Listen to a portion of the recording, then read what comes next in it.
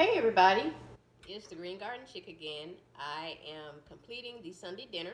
So you know the man said he wanted biscuits, so sister girl gotta fix some biscuits.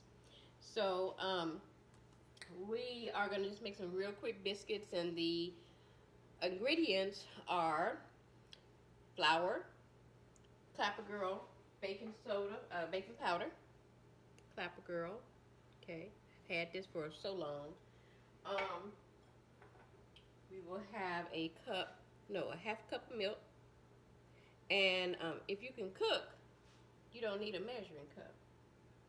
And I'm going to add a dash of salt because I put salt or sugar in everything. And the recipe actually calls for margarine, but I'm going to put, what is it? About a half of stick of margarine in there, butter. Okay, so I've already sifted my flour. So I'm going to, and when your baking powder gets hard like this, like a brick, I don't throw away things. This thing is like